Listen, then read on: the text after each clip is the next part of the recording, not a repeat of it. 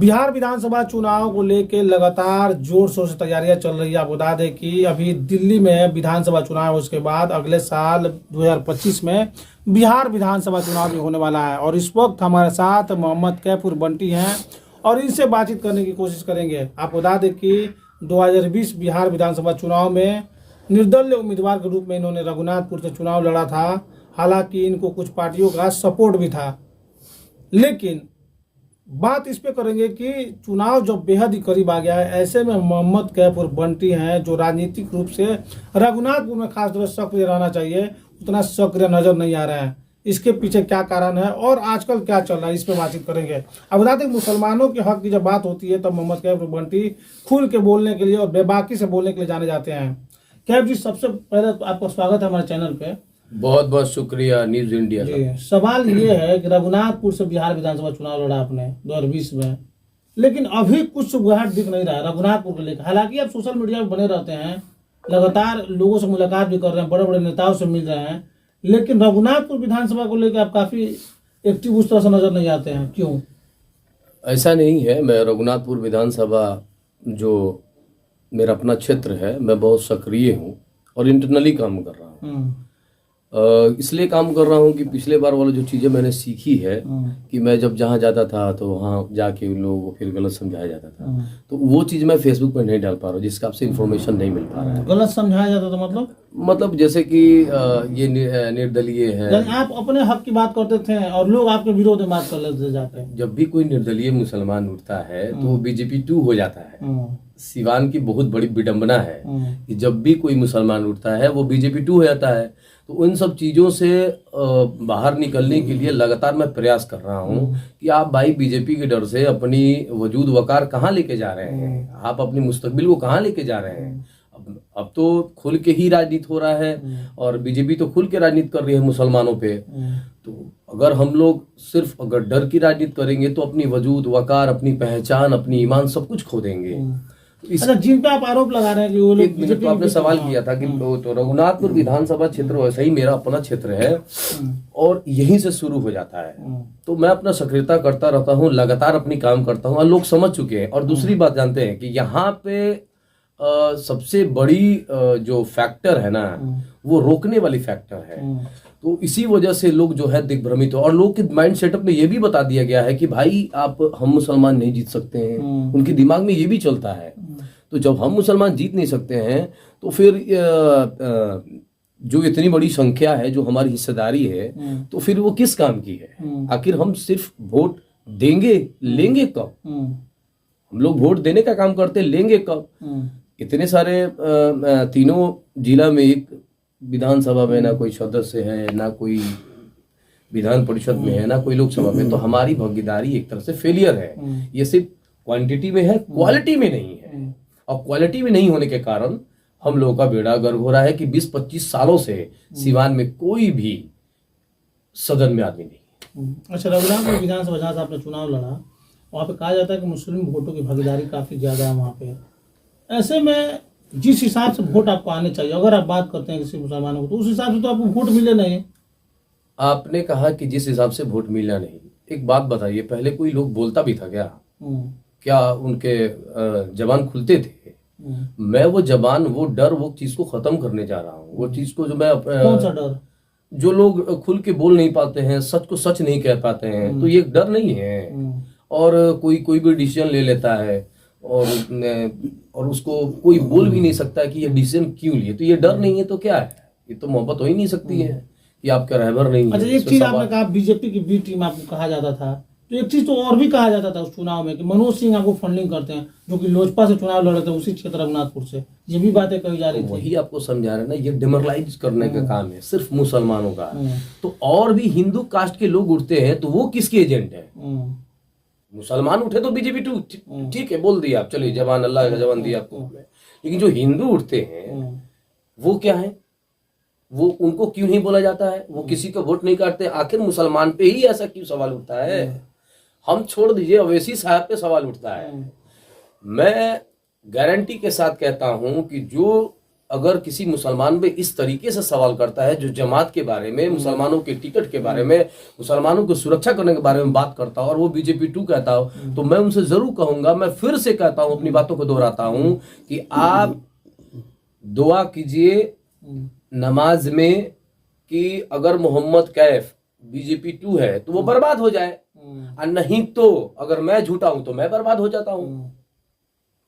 एक सच्चाई है ना भाई, सब पे तो अल्लाह का अकीदा है। अच्छा, आपके तो हिसाब से ये बोले मौजूदा जो हालात है इसमें मुसलमानों को रहबर की जरूरत है, कुछ इस तरह के रहनुमा है जो कि मुसलमानों के साथ साथ चले, उनके आवाज को उठाए, जैसे एनआरसी मुद्दे पे, सीए मुद्दे पे, या फिर और भी जो ताजा मस्जिद का मुद्दा है, मदरसा का मुद्दा है, इन मुद्दों पर आवाज उठाए। तो आपको लगता है कि आप आवाज उठाते हैं तो फिर मुसलमान आपके आवाज के साथ आवाज क्यों नहीं मिला पाता है, क्यों नहीं समझते हैं आपको? समझते अगर हमारी बातों को नजरअंदाज किया जाता, अगर हमारी बातों को इजीली लिया जाता, अगर मेरे बातों को एकदम लाइटली लिया जाता, तो फिर इतने परेशान होने की जरूरत क्या है विपक्ष को?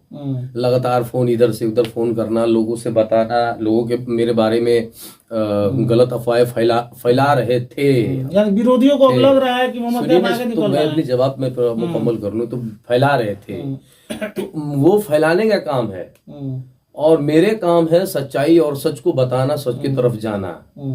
तो आप एक बात बताइए कि जब ये चीजें चल रही है और हमको बोलने से, हमको गाली देने से, हमको बड़ा भूला कहने से, हमको बीजेपी 2 कहने से अगर मुसलमानों का नाक ऊंचा है तो मैं 1 लाख गाली सुनने के लिए तैयार हूं, और 1 लाख मुझे आप बददुआ देने के लिए ले। अगर मेरे मुझे गाली देने से, मेरे अगर विरोधियों, हाँ मैं विरोधियों को बोल रहा हूँ, मुझे गाली देने से, मुझे बीजेपी 2 कहने से अगर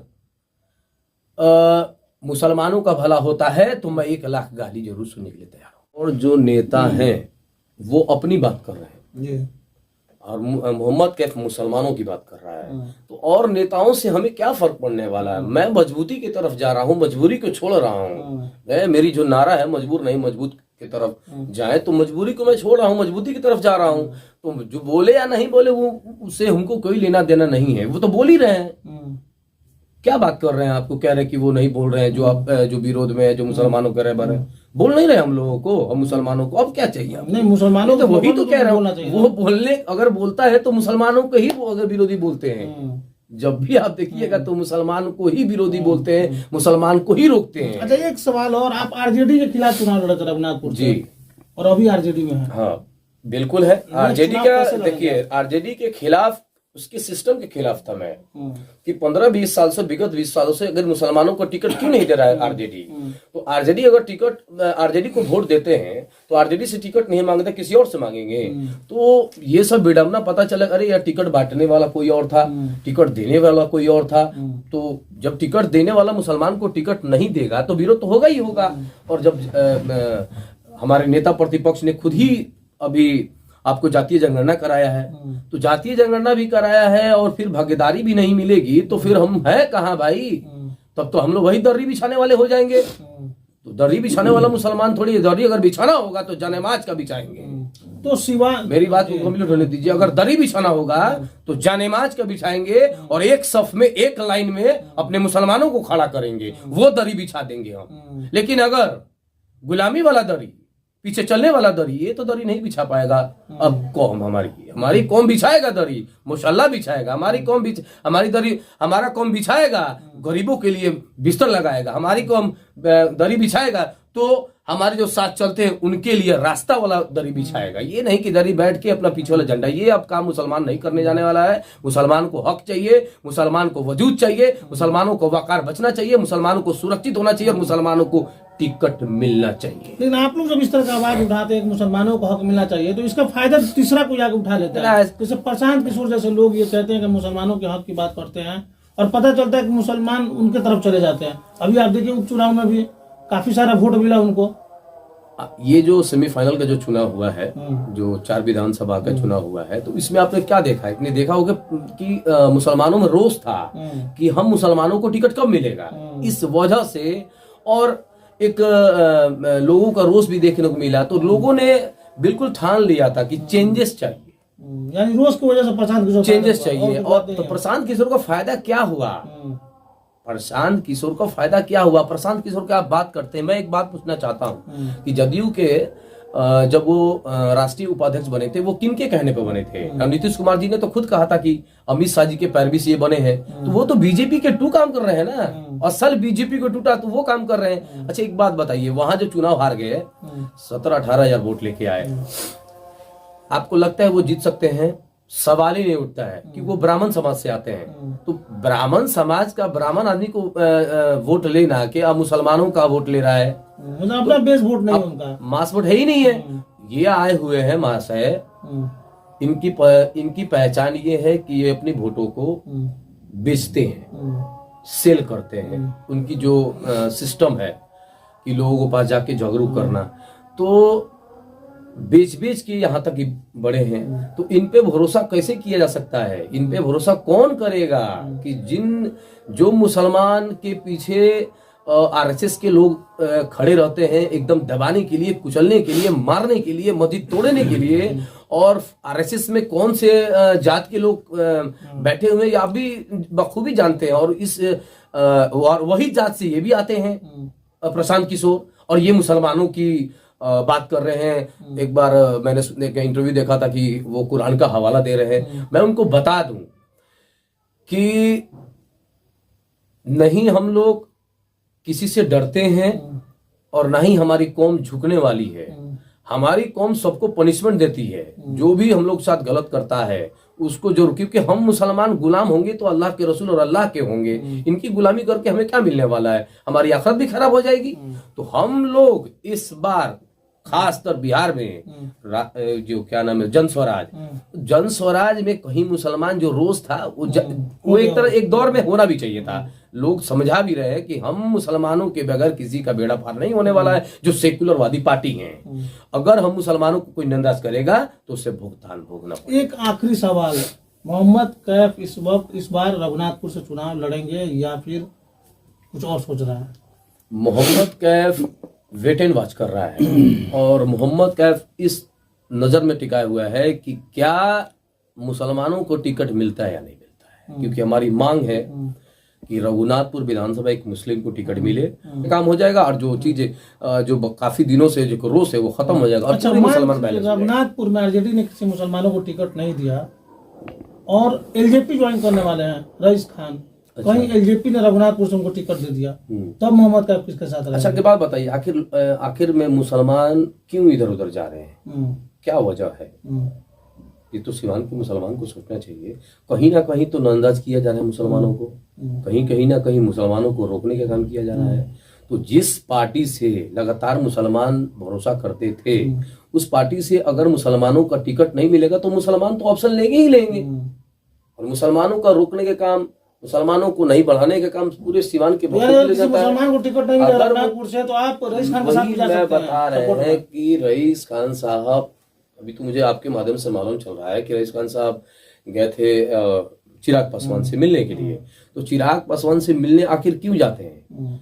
क्योंकि लगातार वो एक परिश्रम कर रहे हैं राजनीति में अपनी वजूद बनाने के लिए, तो उनकी वजूद को नहीं बनने दिया जा रहा है, और काफी कोशिश भी कर रहे हैं, और जिसका नतीजा हुआ कि एमएलसी के चुनाव हार गए। अगर बाय द वे चुनाव वो यहाँ से लड़ते हैं तो ये एक स्वतंत्र देश का स्वतंत्र अधिकार है, फंडामेंटल राइट है कि भाई कोई भी चुनाव लड़ सकता है, तो उनका भी खैर मकदम है। अब ये जनता के दिलों पे कितना राज करते हैं, जनता उनको क्या समझ के लेके आती है, ये अब तो जनता बताएगी। लेकिन मुस्लिम कोई उठेगा तो बहुत ही मुश्किलात का सामना करना पड़ेगा राष्ट्रीय जनता। अगर मुसलमानों को टिकट नहीं मिलता है तो अगर मुसलमान किसी भी पार्टी में जाएगा तो बहुत सोचनीय होगा, बहुत ही यहाँ पे स्थिति बिगड़ सकती है जिस तरीका का समीकरण बन रहा है सिवानों में। क्योंकि लोजपा में चिराग पासवान की पार्टी है और वो जाके मिल भी रहे हैं, तो अब जाके हमको जहां तक लग रहा है कि अगर लोजपा उनको तवज्जो देती है तो निश्चित तौर पे फेरबदल होगा, सिवान में होगा फेरबदल से निश्चित होगा। तो मोहम्मद कैफ और बंटी इस वक्त हमारे साथ थे, इनसे चर्चा चल रहा था रघुनाथपुर विधानसभा चुनाव को लेके। इन्होंने साफ तौर पे कहा है कि मैं अभी इंतजार कर रहा हूं, मेरी लड़ाई सिर्फ इतनी है कि किसी मुसलमान को टिकट मिलना चाहिए, चाहे रघुनाथपुर हो या बड़हरिया हो, इन दो सीटों पर मुसलमान को टिकट मिलना चाहिए। और कहीं ना कहीं मुसलमानों को तवज्जो नहीं दिया जा रहा है। ये वजह है कि मुसलमान दूसरे दल की तरफ रुख कर रहा है। ऐसा तमाम खबरों के लिए देखते रहे न्यूज़ इंडिया तक।